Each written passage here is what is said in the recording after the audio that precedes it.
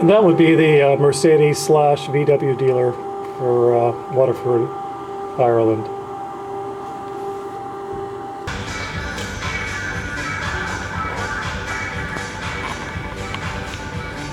Whatever the occasion, Waterford Crystal has been adding sparkle for over 200 years.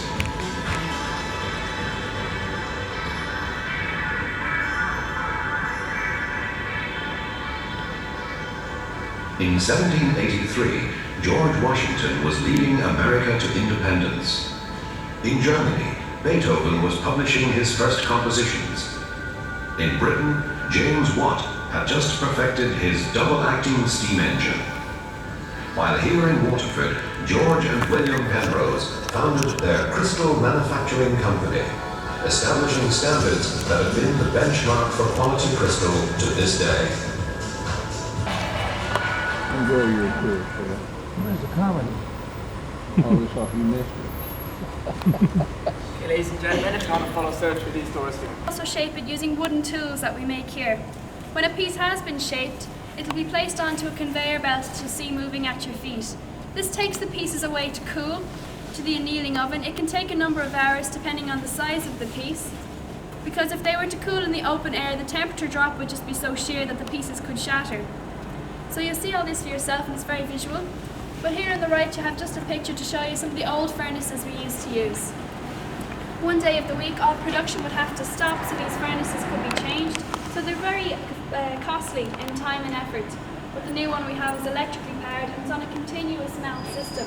It's never switched off, so 24/7 there's always a team working in the blowing room. Okay?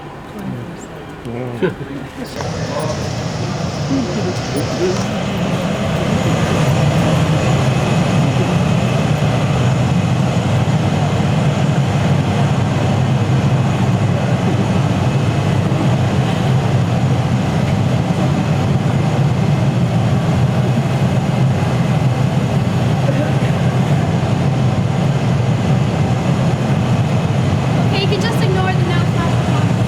No. This is one more way.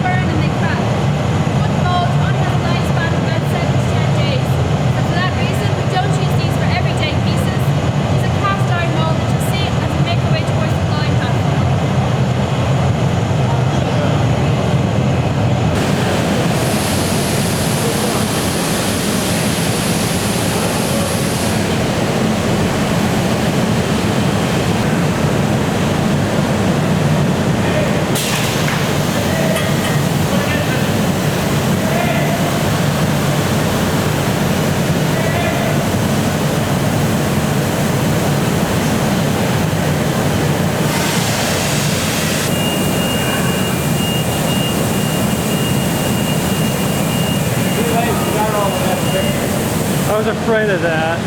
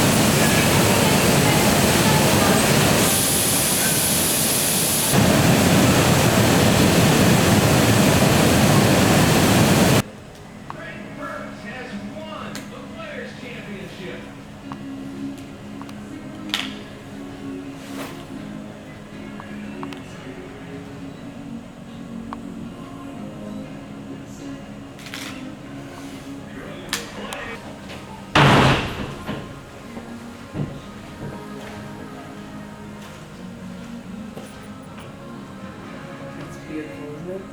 Phoenix. Open.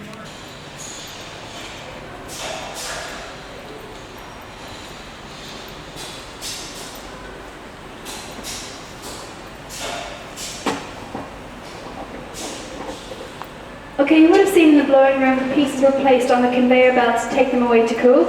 When they have cooled, they arrive to this area for finishing. Well, it's called blank finishing. The piece would look something like this. This area on top of the piece is known as the cap, and the purpose of the cap was to attach the blowing iron to the piece. But as it's no longer needed, it has to be removed, and for lighter pieces like stemware, this is done by scoring the circumference of the cap using a diamond-tipped industrial wheel. Then jets of hot and cold air shot at the crystal, and it expands and contracts rapidly, and the cap cracks off. For larger pieces, like the bowl in the picture above me, the cap is simply sawn off using the wheel, then the top of the bowl can be reheated to smooth down the edges. And after each stage in its production, the crystal goes through a quality inspection, about 8 or 10 depending on the piece, and this area here is one of the first. Of course, with all handmade products there will be slight imperfections, but here at Waterford Crystal we don't mark it any seconds. So if a piece doesn't pass quality inspection, it's smashed and thrown in the blue bins. Past this quality inspection, it goes on to the marking area. This grid of vertical and horizontal lines are drawn onto the piece there to provide a staff will do all their cuts from memory. So here on my right there's a display using the example of a jug to show some of the different stages in making the piece. The fourth stage there is a graph taken of one of the master cutter's pieces.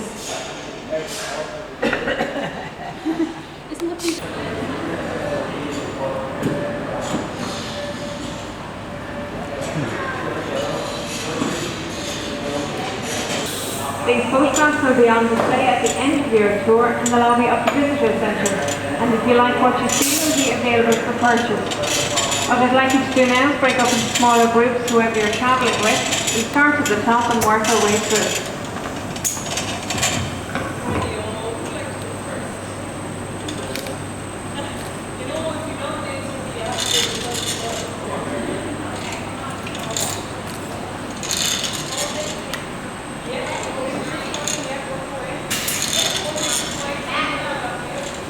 This water is necessary, although it can distort your view, as it cools the crystal and prevents it from overheating. It also traps the dust off the drop of ether and carries it away. So you can move right up to the line of the floor and get a better look at some of the different pieces the colours work on.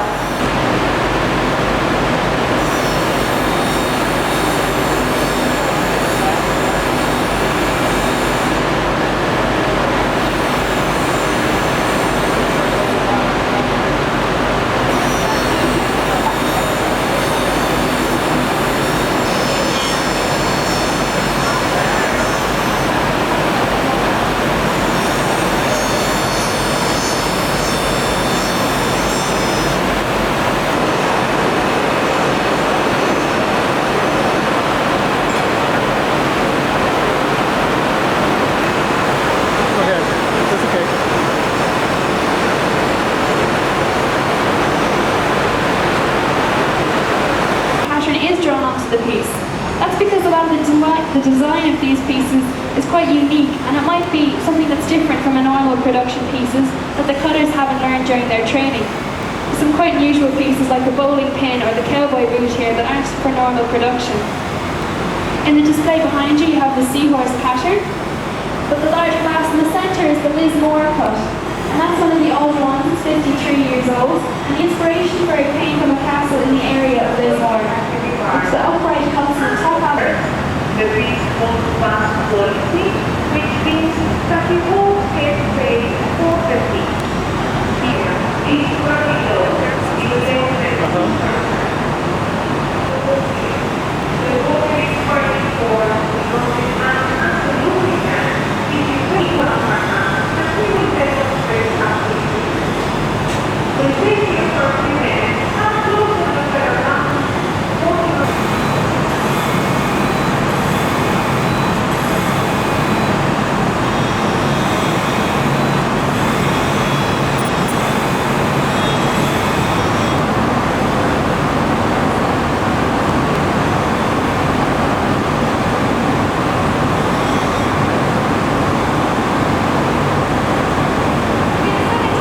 Done using 3 separate wheels. And you might have noticed in the last area that when a piece is cut, it has this frosty kind of appearance. To get rid of this, we put the pieces into an acid bath, and the acid peels away a layer of about 0.5 millimetre from the piece. So when it emerges, the piece will be smaller and it has the characteristic clarity and sparkle of Waterford crystal. This department behind me is one of the smallest in the factory, and this is our sculpting department. To make, and because the sculptor's pieces take so long to finish, they're paid by the hour and not by the piece like the blowers and the cutters. The next department we're going into is the engraving area, and I just ask you to switch the flash off in your cameras in here, as it could distract the engravers.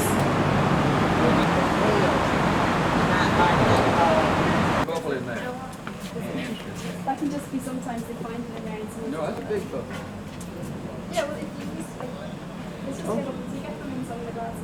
See the type of a surface where you're coming out. Yeah, just get around to there a second. Yeah. Please. And how the engravers do it is they use these cup wheels that you can see on bench. They range in size from pinpoint to starting for reverse or inverse. The effect of it is, if you did this cut made into a piece, actually looks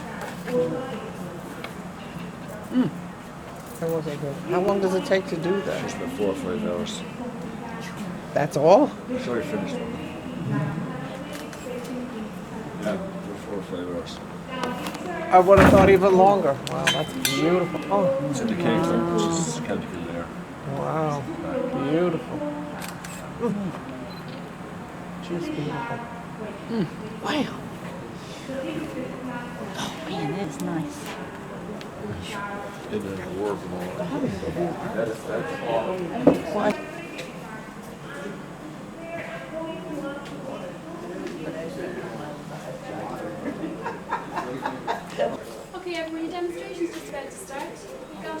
it is a master wedge cutter. This is the wedge cutting. It's called wedge cutting because the profile on the wheel is fashioned into a wedge-shaped point, so you get a nice edge in the middle. Now, if I apply crystal to a wheel with an edge on it, the profile of the wheel will be mirrored onto the hole or the body of the crystal, so you get nice sharp cutting, the same edge as what would be on the wheel. If that was 90-degree angle, the cuts on the glass would be 90-degree angle. So if you ever go home, if you go to the store, pick up a piece of crystal, feel any sharp defined cutting on it like that, you can tell people it's wedge cutting, and you can tell them burner approaches. The wheel itself is made from stainless steel. It has a few millimetres of very fine, very expensive and very aggressive industrial diamond at the top. This particular wheel would last me about 3 months when I'm cutting heavier crystal like this, and would cost about €3,500 for the one wheel. I probably have maybe 30 of those in different shapes and sizes in my locker, so thank God I don't have to pay for them myself. It's one of the hidden costs of crystal production. It's going to start up the wheel and give you a brief demonstration.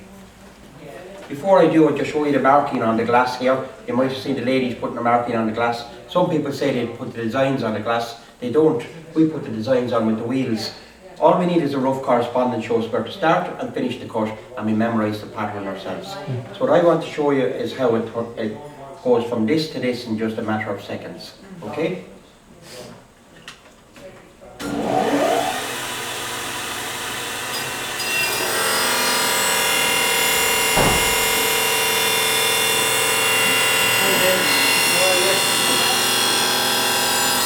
There's my first cut for the square. You see the way the points into the wooden force? Okay? From there I put another one underneath.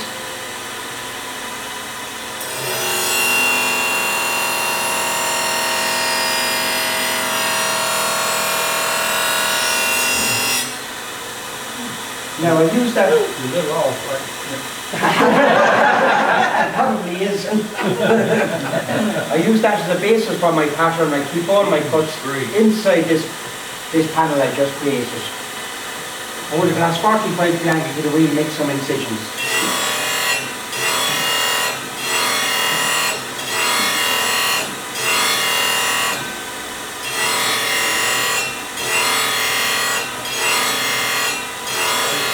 And the opposite way.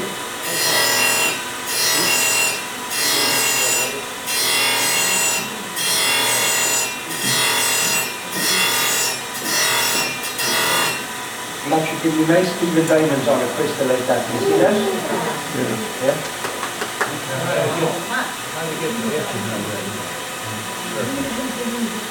Did you get the etching out? Yeah, you do. That's the next part I'll explain here. See those nice even diamonds on the crystal? Okay. How do you know how much pressure to apply? From years of practice, from making a mess out of quite a lot of crystal. That correspondence. Yeah.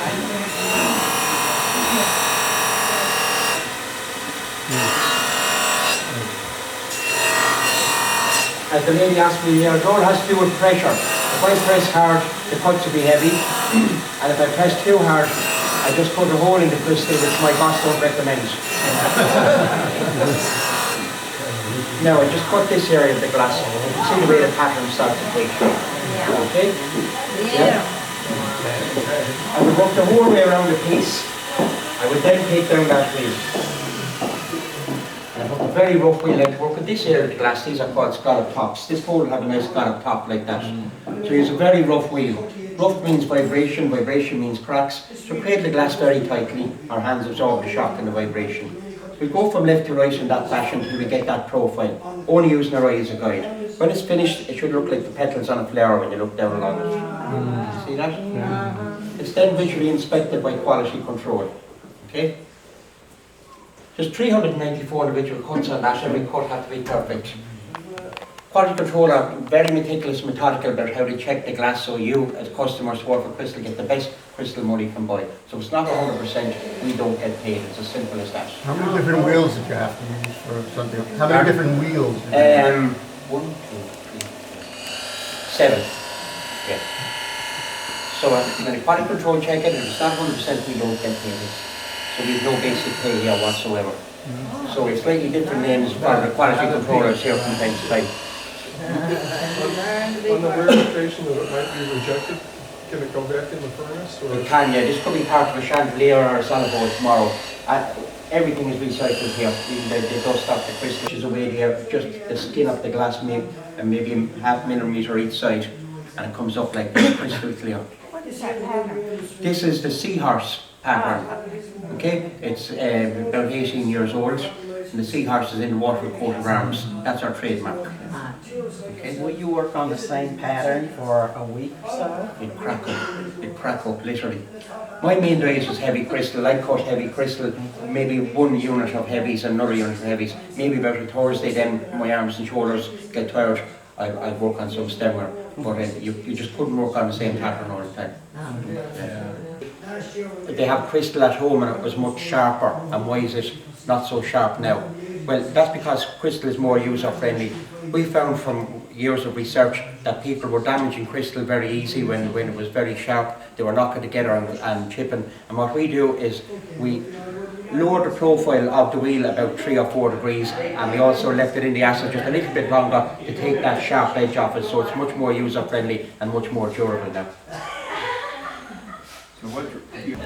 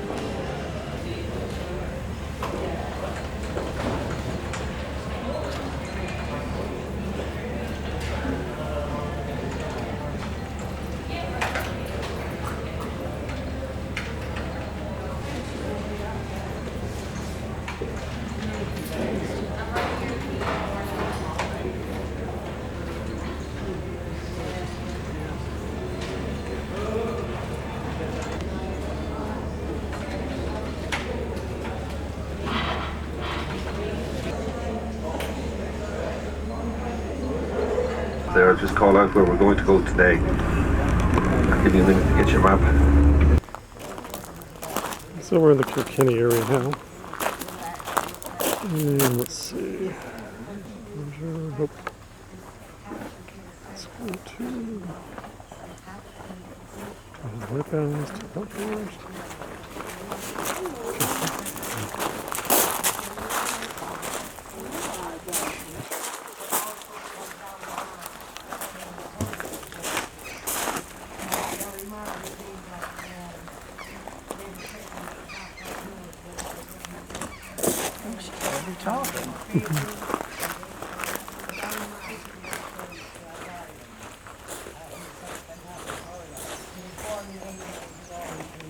Farm for that time. As I say, most people just had their little garden of potatoes, and they would have a big workforce here, and then they'd have a casual workforce called spalpeens during the harvest time. They'd all gather in the crossroads in the village to be travelling people, and the man of the house would go down and he'd say, I'll take you, and they would come and they'd sleep in the lofts in the outhouses and work for maybe 1 month while cutting hay or silage or whatever.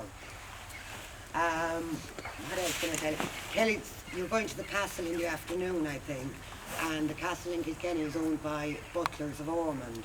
Now, in County Tipperary, there's another castle called Cahir Castle, and that was cousins of the Butlers. But the Butlers in Kilkenny were Church of Ireland, which Protestants. The Butlers in Cahir were Catholics.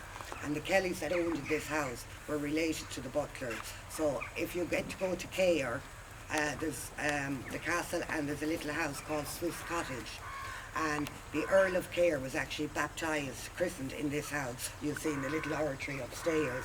So they were very well connected, the people here.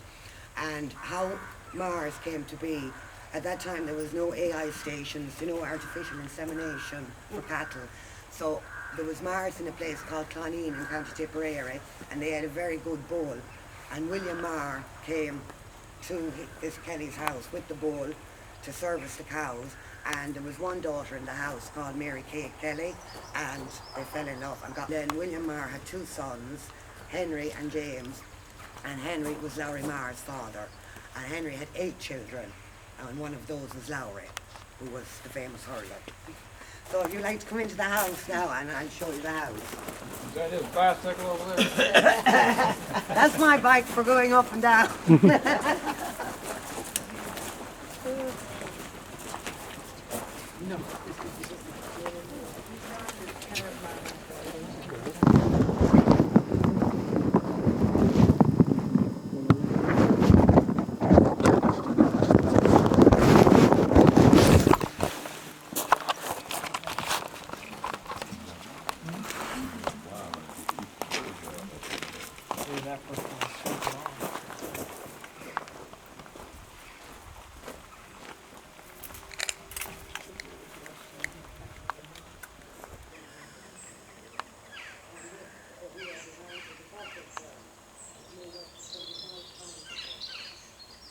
Kids, every morning when we'd have our breakfast, the spoon of cod liver oil was given, like, and there was no little capsules at the time, and it was dreadful stuff, dreadful.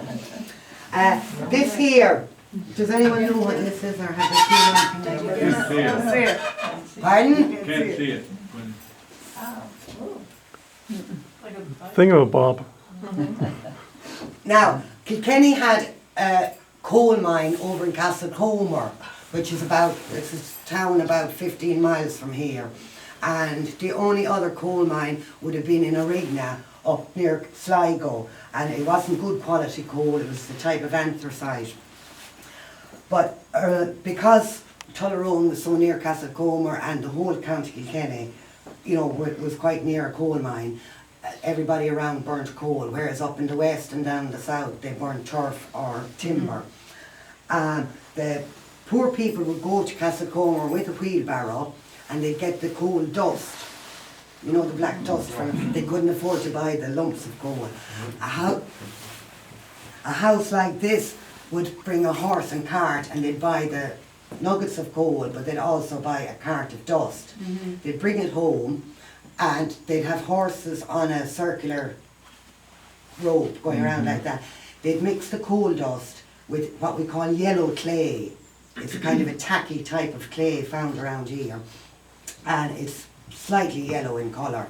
And they put maybe 1 part clay to 5 parts coal dust, and they'd mix some water to make a paste from it, and they'd get the horses to keep walking around to trample it in. Now, the poor people that with the wheelbarrow, they wouldn't own a horse, so they'd get the children in their bare feet to dance on it. After that then, as I said, the poor people wouldn't have an implement like this. They'd make like balls in their hand and they'd leave them out to dry in the summer and all along. Here in a house like this, they had this sophisticated thing and they went around and he'd press down like that and they made like little small briquettes. Are you familiar with briquettes? Yeah, pretty sophisticated. So like, you know, a wealthy house, but in another house. Now, I lived in the south of England, in Kent, in the 80s, and there was lots of coal mines there, and I actually used to make them for my house where I lived. I used to make them with my hand, and they were fantastic. Not for cooking with or anything like that, because there's no flame from them. But when you're going to bed at night, if you want to keep the fire in, or you were going out, you put them on top of the fire, and they form nearly a solid coat on top of the fire, and they glow bright red, and just give a constant heat. So when you come back or you get up in the morning and poke them with the poker, and you don't have to relight your fire, and they give a constant heat. But what they call them around here is bums of column, because the coal dust is called column, and it's the Kilkenny accent saying bums. It's that they actually mean bombs, because they're like little bombs. So bums of column. Now my parents weren't from Kilkenny, so coal to them was just coal, because they didn't have a mining area near them. And I grew up in Kilkenny, and I used to hear my neighbours' parents saying, what are you burning, you know, because even with timber in Ireland, well, you're burning beech or ash, or oak was better than anything, and ash burned very quickly, and people were all the time interested in what you're burning. They'd say, are you burning say coal? And I never knew until I was about 18. I asked my father, I said, what is say coal? I thought it was a particular type of coal. And he started laughing and laughing. And he used to call me girl.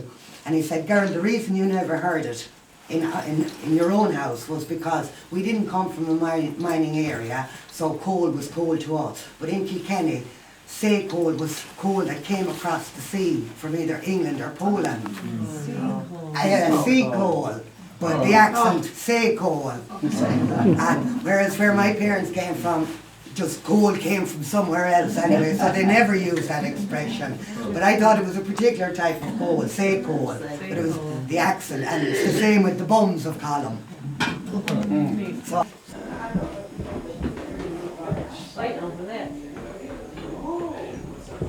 Grass. That weed? Is that weed?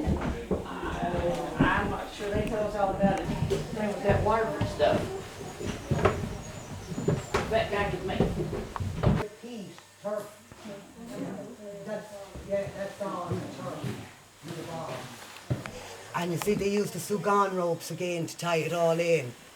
And the wooden dowels right above me here, so there was no nails used or anything like that. And it's very good insulation, turf, extremely good. This would have been the guest bedroom and the room where I said Daniel O'Connell would have.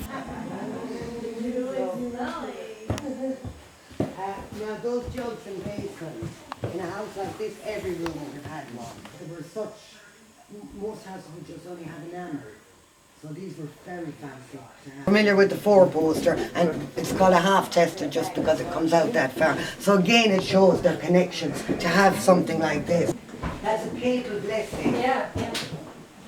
And that's sent to Nora Marr on her own, because usually people getting married would apply. Yeah, and you'd have two names on it. So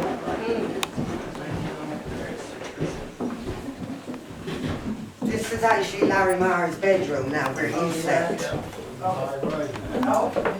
And the quilt here has a bit of history.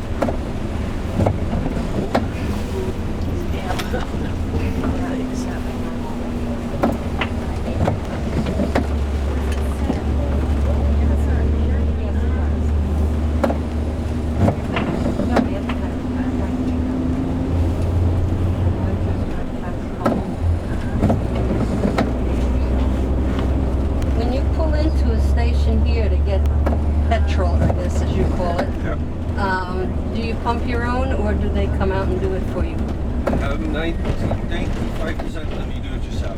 Okay. Cleared up in the south, Downtown Kilkenny, and we had lunch inside this building here on the second floor. It's now the Kilkenny Design Center. Now we're getting ready to tour this big honking castle.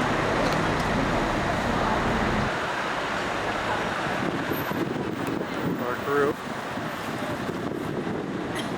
There's Doug, our guide.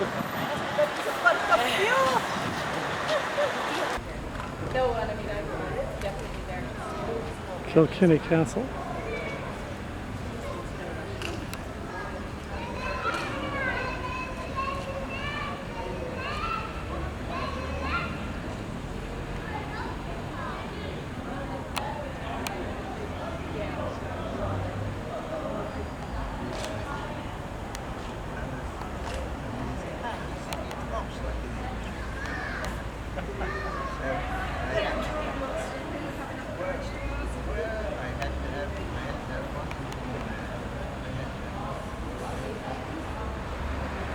That's done on the Benjamin tour. That's a big sucker.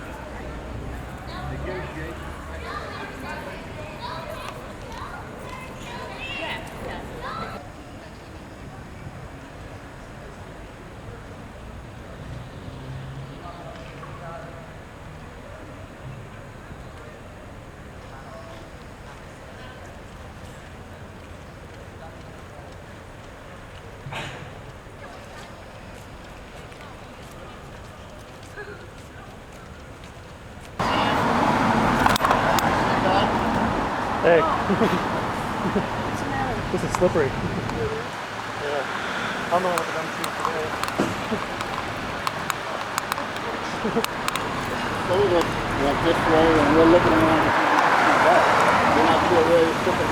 Uh-huh.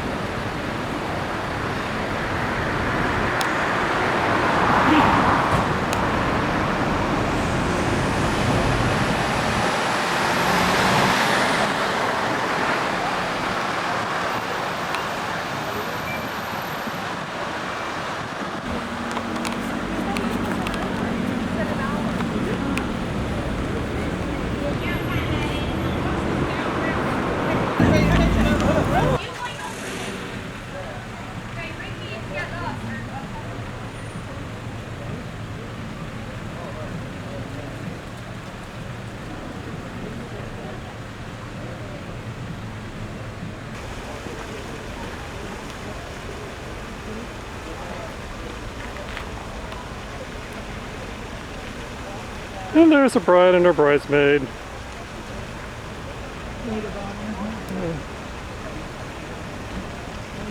And the photographer. I think she stepped in dog shit. Oh, you're kidding. Oh, no, I'm kidding.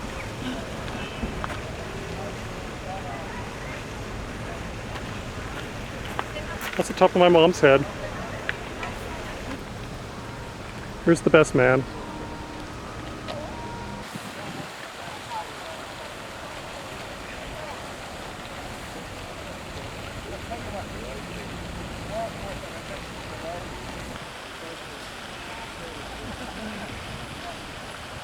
I'll never complain about mowing my lawn again after I've seen this place.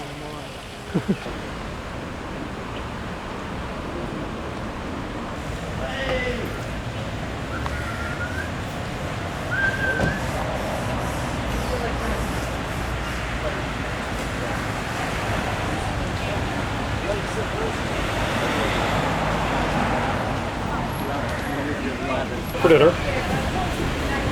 That's wild.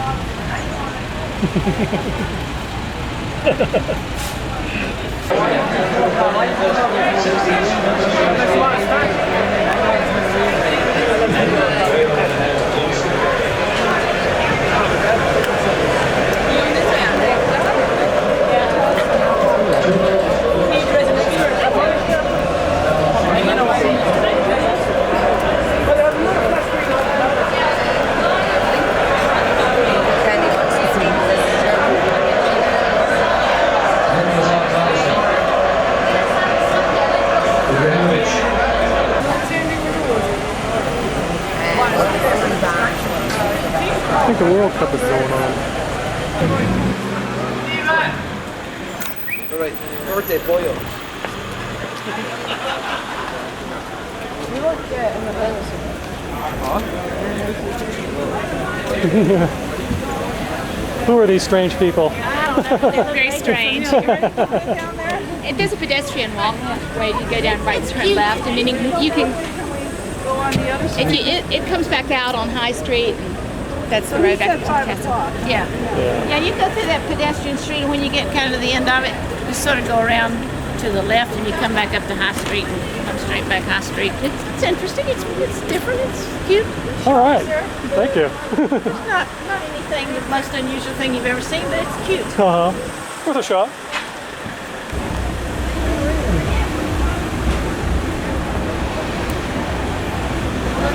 There's a John O'Connell School in San Francisco. Isn't that the same? Is that the same John O'Connell?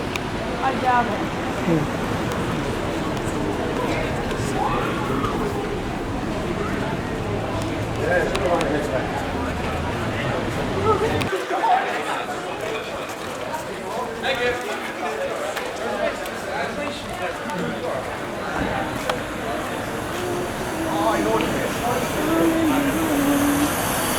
And that's like the 500th Chinese restaurant I've seen.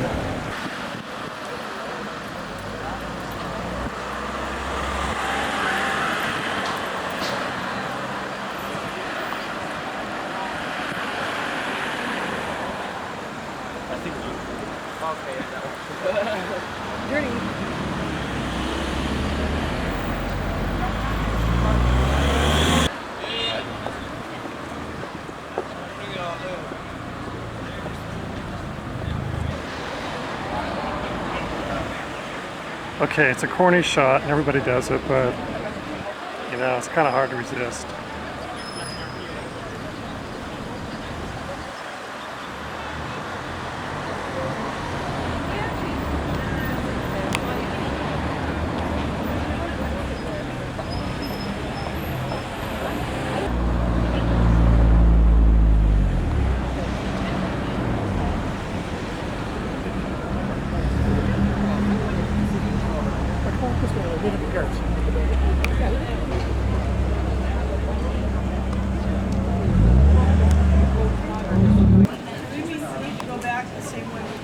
Come on, Mom. You'll be fine. Come on.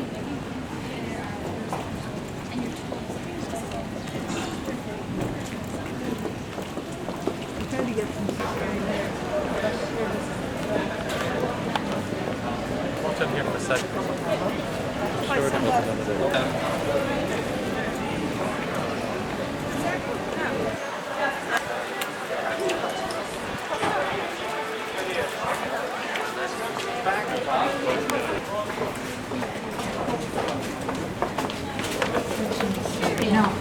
From here it is. You know, Lisa, it's not New York. You keep New York.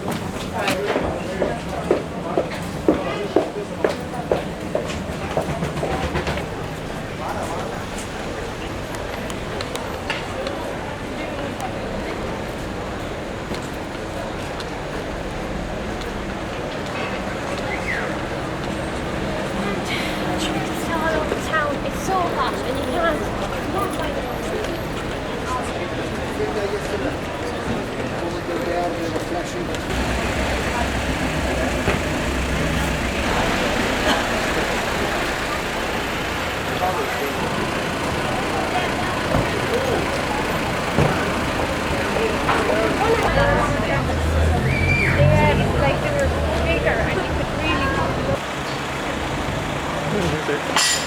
Huge bank line.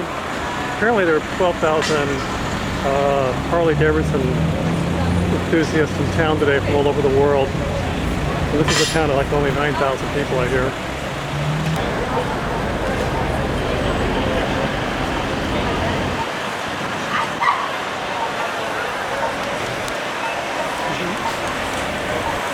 What'd it cost? Again, if you wouldn't mind just leaving one bag out per person. And then we'll leave at 8 o'clock.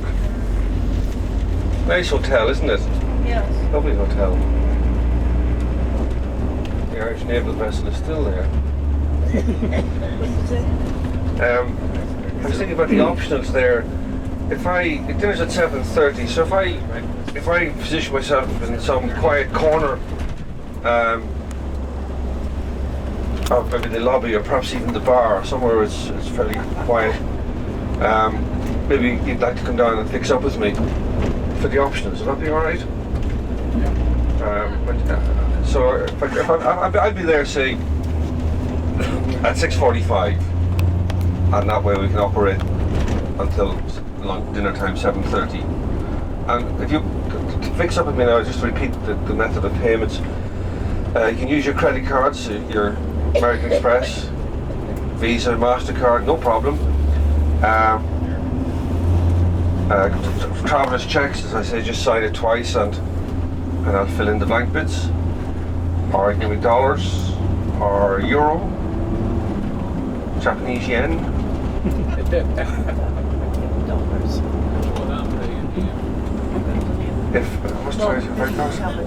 If you give me traveller's checks, I'll have to get some change. I think I've got some single dollar bills away, just in case. I'm not too sure. Anyway, we'll sort something out.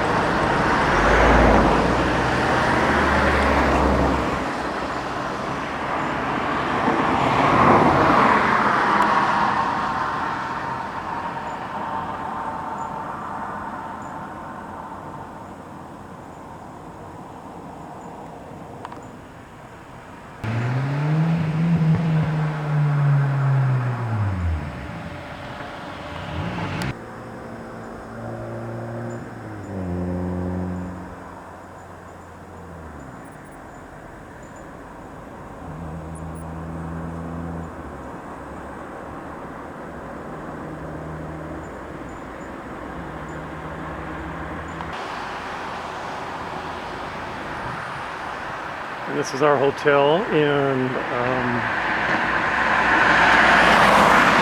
Waterford. Pretty comfortable.